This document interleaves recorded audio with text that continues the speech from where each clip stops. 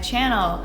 I want to update you on something that I learned while digging through my chart on my patient portal. This month, in October, marks 2 years of trying for baby C. And as heartbreaking as that is, when I look back, I realize how much I've learned about my body and my emotions, and I'm actually a lot stronger than I thought that I was. And after 2 years, I have this strong hope and determination that I've never felt before. I know in my heart that one day we will have a baby in our arms. I don't know when that will be, I just know that it's gonna happen. My body's already proven that I can get pregnant. Now we just have to figure out how to carry a child full term. I am so incredibly thankful for all of the support that we have given along this journey. From doctors, nurses, friends, families, strangers, thank you. You have all made this journey more bearable. We've completed 3 IUIs at this point, and I'm hoping that we can continue with a couple more before we move to IVF. I'd really rather try to avoid that procedure because it's extremely expensive. So let's get into what I recently found out on my chart. I have a septate uterus. A what? I saw this word on every single ultrasound result, but I didn't know what that meant, so I kind of just glossed over it. I assumed maybe it was the thickness or the condition of my uterus at that time. And what's frustrating is that my doctors knew about this the whole time and never once mentioned this to me.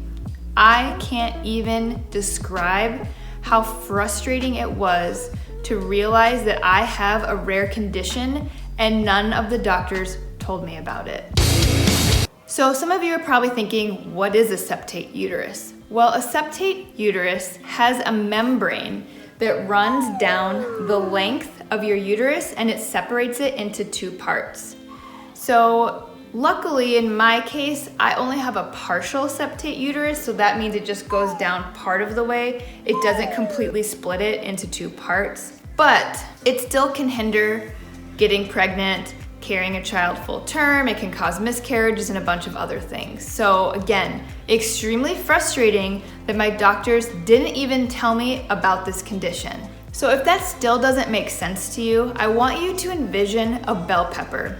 And when you cut that bell pepper in half, it has those white membranes that run from the top to the bottom. That's usually where the seeds are located. But that's basically what the inside of a septate uterus can look like. Only 4% of people have this condition, so it's extremely rare. If I decide to remove this membrane, I will undergo a surgery called hysteroscopic metroplasty, and I probably butchered the name, but that's how it's spelled. And basically what they do is they cut the membrane out of your uterus.